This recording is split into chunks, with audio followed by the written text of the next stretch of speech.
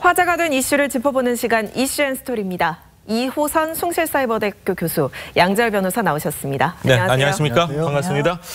자, 3명의 사상자를 낸 삼성전자 기흥공장 이산화탄소 누출 사고 당시 모습이 공개가 됐습니다. CCTV 화면에 담긴 구조 과정에서요, 많은 문제점이 있는 거 아니냐 이런 지적이 나오고 있는데요. 관련 영상 저희가 준비했습니다. 지난 9월 4일 경기도에 있는 삼성전자 기흥사업소에서 이산화탄소가 유출되는 대형 사고가 발생했습니다. 현장 CCTV 영상을 공개하고자 합니다. 14시 01분 삼성 자체 소방대 출동 시간의 영상입니다. 출입카드가 잘 찍히지 않는지 반복하는 모습도 보였습니다. 안전복을 착용하거나 마스크도 없이 안전모만 착용한 모습입니다. 긴급하게 투입되는 소방대원의 모습으로 보기는 어려운 것 같습니다. 14시 24분 엘리베이터가 열리자마자 구조요원 한 명이 바닥에 바로 쓰러졌습니다. 구조요원이 바로 쓰러질 정도로 이산화탄소의 농도가 높은 걸 알 수 있습니다. 사고 현장에 들것이 투입된 시간은 14시 27분. 삼성 측이 사고를 인지했다고 한 지 28분이 지난 시점입니다. 그리고 들것이 나가는 마지막 시간은 14시 35분입니다. 우왕좌왕하는 사이에 골든타임은 속절없이 흘러갔습니다. 삼성이 말하는 거의 실시간 병원 이송은 이런 것입니다. 네, 참 말이 안 나올 정도로 일반 시민인지 소방대원인지 잘 구분이 안 갈 정도로 뭐 긴급한 상황이라고 전혀 느끼지 않았던 것 같아요. 전혀 그런 느낌을 받을 수가 없죠. 저 사고가 사실 기흥공장에 이산화탄소가 이송되는 파이프가 새면서 이 파이프에서 나온 압력이 벽돌을 뚫을 정도, 벽을 뚫을 정도로 세서 그 벽 건너편에 있던 노동자들이 쓰러졌을 정도로 유출 사고가 심각했던 상황인데 처음에 들어가는 모습을 보면요. 그냥 출근하는 정도이지 소방대원이라고 누가 설명해 주면 모를 정도지 않습니까? 그리고 아무 어떤 응급 마스크도 안 쓰고 그냥 정말 천연덕스럽게 들어갔는데 안에 내부에 들어가서 보니까 보통 상황이 아니었던 거죠. 그러니까 본인들도 나오자 엘리베이터 타고 다시 올라오자마자 쓰러지기도 하고 또 저 환자의 모습을 발을 잡고 질질 끌다시피 하는 모습은요. 이게 어떻게 삼성에서 말했던 실시간 응급 구조였느냐. 왜냐하면 산소 공급이 정확히 안 되기 때문에 정말 1초라도 빨리 산소 공급을 시켜야 되는 상황인데 전혀 그런 것도 없이 그냥 끌고 나와서 바닥에 방치했다가 들것 겨우 30분이 넘어서야 가지고 와서 병원으로 이송했다는 건데 삼성은 이 소방 관련해서 전혀 자신들이 문제 없다고 그동안 밝혔었는데 저 화면으로 봤을 때는 그 해명이 맞지 않는데요? 뭐 유족들께서 저 화면을 본다면은 또 한 번 가슴에 정말 큰 못이 박히지 않을까 이런 생각이 드는데 가정법입니다. 만약에 소방 당국에 바로 도움을 요청했다면은 혹시 정말 혹시라도 정말 이 아주 그 생명을 살릴 수도 있지 않았을까 이런 지금 마음까지 드는 그런 상황이네요. 그렇죠. 안타까운 상황이라 저도 지금 그 장면을 보면서 깜짝 놀란 것이 지금 뭐 들어가는 장면 보시면은 제일 먼저 말씀하셨던 것처럼 뭐 안전복도 안 입고 마스크도 없죠. 안전모만 쓴 데에다가 걸음걸이를 보시면 어떻게 이렇게 천천히 걸어 들어갈 수 있을까. 거기다가 출근 카드처럼 이렇게 들어가는 그 통행증도 제대로 안 열려가지고 아주 서서히 거기다 지금 장면들을 보시면 주변에 다른 분들도 거의 대피를 하지 않은 상황이에요. 그렇죠. 누군가는 쓰러져서 생명의 위급에 결국은 사망사고가 벌어졌는데 지금 저 상황에 보시면 들 것도 없죠. 아무것도 준비되지 않은 상황에서 지금 저 대처가 일어나고 있는데 그러면 저분들은 교육을 받지 않은 분인가? 그런 건 아니에요. 그렇겠죠. 실제 삼성에서 얘기하는 그 자체 소방대라는 게 있는데요. 이 자체 소방대라고 하는 게 원래 법적으로 의무적으로 갖도록 되어 있습니다. 이게 뭐냐? 그 지금 현재 알려진 거는 이 자체 소방대라는 게 위험물 안전관리법 제19조에 따라서 이게 대통령령으로 정하는 수량 이상의 위험물을 취급하거나 또 보유하게 되는 이 사업장에서 운영해야 되는 의무적인 일련의 소방 조직인데 문제는 우리가 무늬만 있는 경우도 있잖아요. 경우에 따라. 마치 우리가 운전면허 자격은 있지만 운전을 잘 못하는 경우가 생겨나는 것처럼 지금 안쪽에서 이 자체 소방대가 어떻게 운영이 되고 있는지는 직접 살펴보고 조사를 해야 될 겁니다. 그런데 일단 지금 지금 이 출동 상황을 봤을 때는 정말 사고자가 있는지도 정확하게 파악이 안 된 것 같고 응급의 정도도 알지 못하는 것 같고 또 이 이산화탄소 누출이라는 게 어떤 것인지에 대한 위험도도 잘 인지를 못하는 것 같아서 그 안쪽에 들어갔던 사고를 당한 분들도 그렇지만 주변에 있는 분들까지 그냥 위험에 노출된 상황으로 그냥 있거든요. 맞습니다. 네, 너무 안타깝습니다. 저 모습을 보면 출동하기 전에는 이 사고가 얼마나 심각한 사고인지 모르지 않았을까 이런. 뭐 미안한 얘기지만 출동이라고 하기보다는 무슨 구내식당 그냥 천천히 들어가는 듯한 화면만 봤을 땐 출동이라는 표현을 쓰기조차 민망할 정도입니다. 출입카드를 저렇게 찍다니요. 예, 뭐 인식이 안 됐을 수도 있겠지만 그렇다면은 정말 빨리빨리 이렇게 해야 되고 저 구조 갔던 분들도 지금 막 쓰러지고 있는 그런 상황 아닙니까? 네, 그렇죠. 지금 보면 사실 안에 사람이 쓰러져 있다는 것을 인지를 전혀 못한 것으로 볼 수밖에 없어요. 저 상황은. 그냥 안전 뭐 어떤 자격이 없는 분이라도 사람이 쓰러져서 구조하러 간다면 저렇게 갔겠습니까? 무슨 일 있으니까 가봐 뭐 요 정도 혹시 그런 거 아닌가. 뭔가 부산함이 보여야 되는데 아예 저 안에서 공사를 하고 있었고 사람이 있었고 거기서 가스가 새는 바람에 사람의 생명이 경각에 달렸다는 인식 자체가 없으니까 저분들도 저렇게 들어갔을 거 아니겠어요. 알면서 저러진 않았을 거예요. 그러니까 이호성 교수가 지적한 바와 같이 응급구조대원 자격이 있다고 할지라도 실제로 전문적으로 그분들이 얼마나 일을 해야 하는지도 문제인 거고 또 삼성 같은 경우는 뭐 예를 들어 2013년도에 불산 사고가 있으면서 자체적으로는 매뉴얼을 만들어서 이런 어떤 가스 유출 사고가 있었을 경우에는 즉각 생산시설 중단하고 전원 대피한다 이런 매뉴얼은 있어요. 좀 매뉴얼 지켜지는 모습이 보이나요? 바깥에 분들은 그냥 공장 그대로 돌아가지 저게 뭐지? 왜 구급차가 왔다 갔다 하지? 그러다 끝났을 것 같아요. 근데 정작 사고가 나고 1시간 반 뒤에 한 사람이 목숨을 잃었습니다.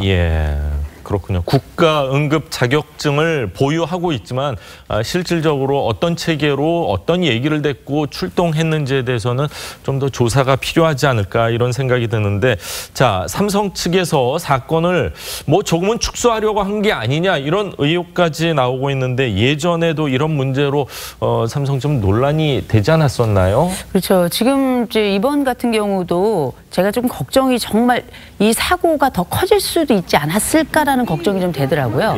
왜냐하면 그 해당의 생산 라인에 있는 분들에게도 이 사고를 알리지 않았다는 거예요. 상당 시간 동안에. 그런 상황에서 몇 명이나 어떤 일이 벌어졌는지에 대해서 얘기를 하지 않았는데 지금 이번 사고를 보면서 초동 대처에도 문제가 있었지만 전체적인 대처에도 조금 문제가 있지 않았나라는 생각이 좀 드는 게 이번에 알려진 바에 의하자면 그 재난안전본부에서 사고 확인 요청을 했더니 삼성 측에서 뭐라고 대답을 했냐면 상황 종료됐다. 필요 없다. 이렇게 답변이 왔다는 거예요. 그리고 나서 사고 발생 2시간 후에 신고를 받게 됐는데 그러니까 이 소방 관계자 쪽에서 얘기하는 건 뭐냐면 이게 이렇게 사고를 늦장 신고한 것 자체가 이게 소방기본법에 대한 위반이다. 이렇게 이야기를 하는 반면에 삼성 측은 우리가 그래도 법적으로 정해진 대로 자체 소방대가 있었다. 그래서 이게 사실은 뭐 법적인 즉각 조처 면에 있어서 우리는 해명을 했던 것이다. 이렇게 지금 반응을 하고 있는 거거든요. 근데 그럼 왜 이런 일이 벌어졌을까? 아마도 이런 사고나 사건이 벌어졌을 때 뭐 어떤 기업이나 그렇지만 삼성 측도 이미지에 대한 기업 이미지를 고려하지 않을 수는 없었을 거예요. 그리고 이 일이 이렇게 커질 거라는 생각을 아마 안 한 게 아닌가라는 생각인데 이걸 작은 걸 막으려다가 오히려 더 큰 피해, 더군다나 인명 피해가 지금 났잖아요. 그럼요. 뭐 놀이공원 같은 데서 가끔 무슨 사고가 발생했을 때 소방대 출동, 뭐 신고 빨리 안 한다 이런 얘기는 들어봤어도 뭐 대한민국을 대표하는 기업뿐만이 아니라 뭐 세계 뭐 진짜 뭐 IT 업계에서 탑3 뭐 1등 기업이라고 해도 과언이 아닌데 이런 영상만 봤을 때는 좀 어처구니 없는 대처가 아니었나 이런 생각이 듭니다. 매뉴얼이 있다고 하지만 다시 한번 점검하는 계기가 돼야 될 것 같고요. 유족들에게 다시 한번 위로의 말씀을 전합니다. 자, 다음 이야기를 좀 하겠습니다. 배우 조덕재 씨가요 성추행 사건으로 유죄가 최종적으로 확정이 됐습니다. 지금까지도요 실시간 검색어 상위권에 올라와 있는데 피해 여성이죠. 여배우 처음으로 이제 얼굴과 실명이 공개가 됐습니다. 반민정 씨 성추행 공방 끝낸 뒤에 직접 이렇게 얼굴을 이제 그 카메라 앞에 기자들 앞에 섰습니다. 네네.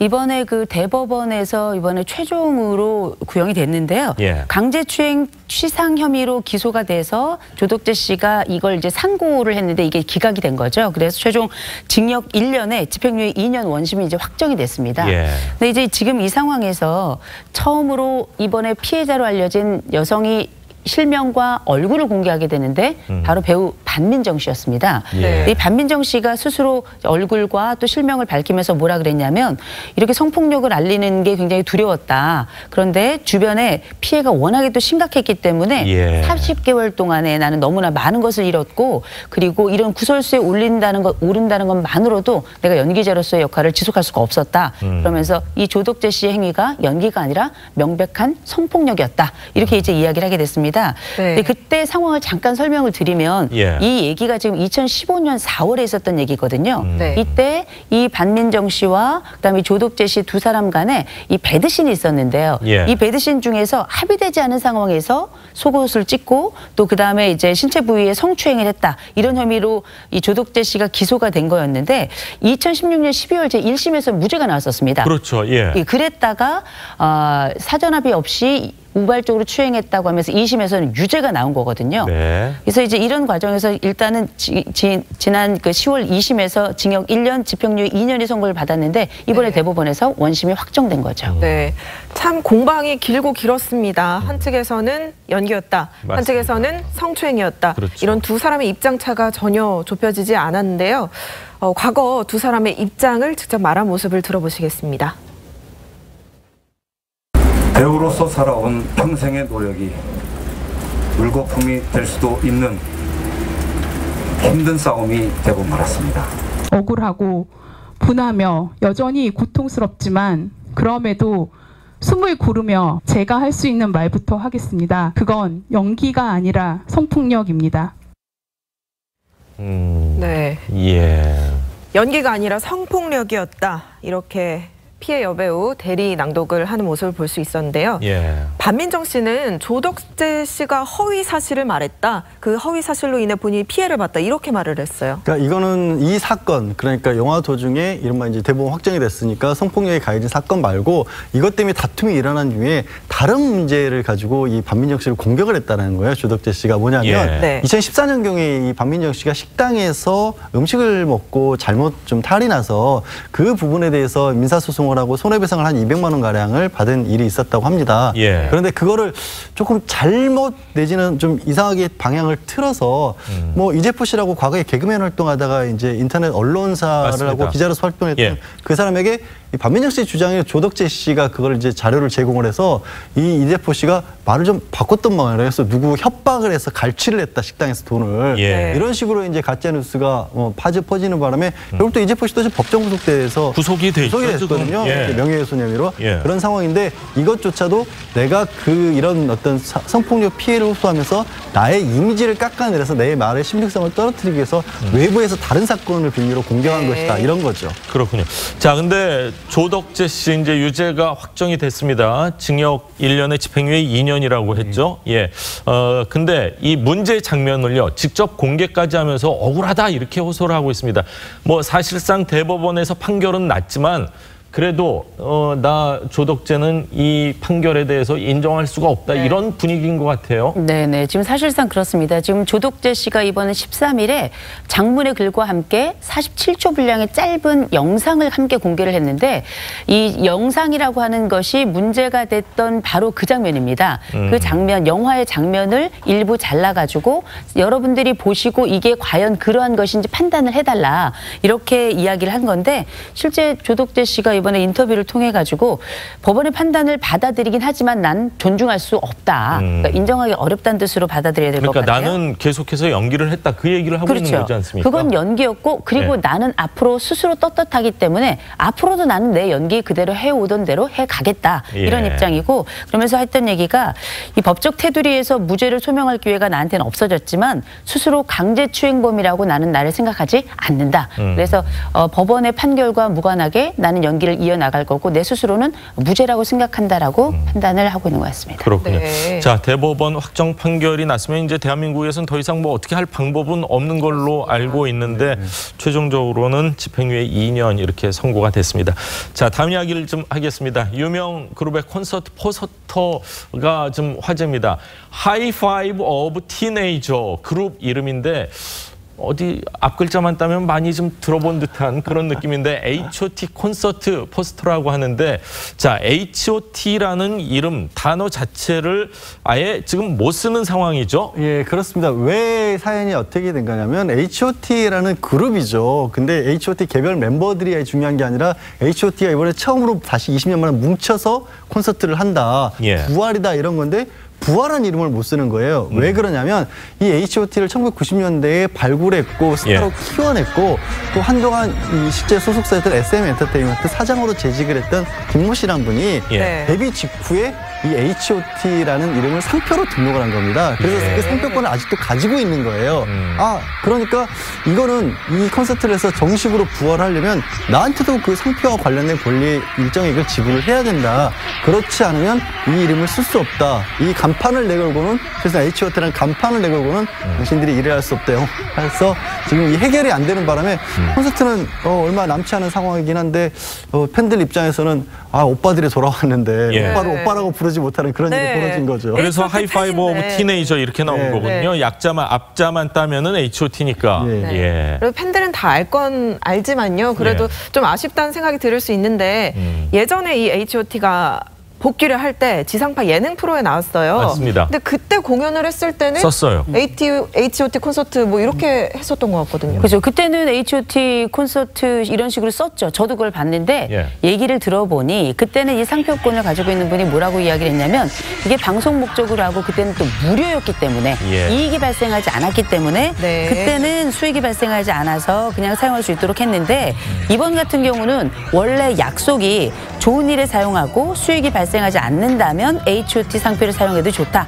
이렇게 얘기를 했지만 이번 그 10월 13일하고 14일에 이루어지는 콘서트 같은 경우에는 표가 벌써 8만 장이 완전 매진이 됐거든요.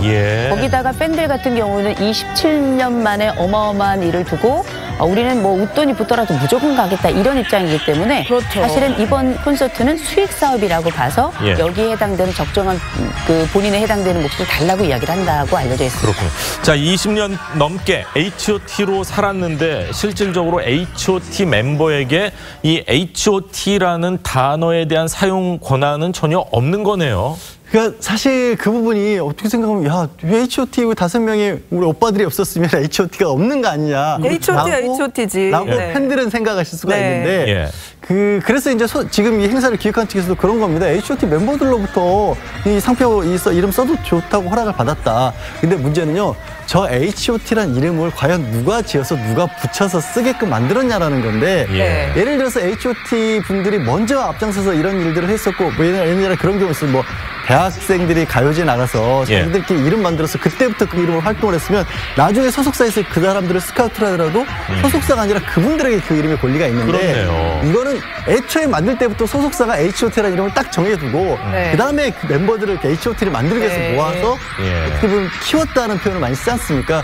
그리고 H.O.T라는 상표권도 등록을 해놨기 때문에 법적으로는 아쉽지만 오빠들이 그 오빠라는 이름을 쓸 수가 없습니다. 그렇군요. H.O.T라는 이름 좀 쓰고 상표권 관련해서 뭐 소정의 뭐 사례금 지불하고 이렇게 해서 좀 H.O.T 썼으면 하는 그런 많은 팬들의 바람 아닐까 이런 생각이 듭니다. 네, 추이를 좀 더 지켜보겠습니다. 또 다른 연예가 소식을 하나 더 짚어보겠습니다.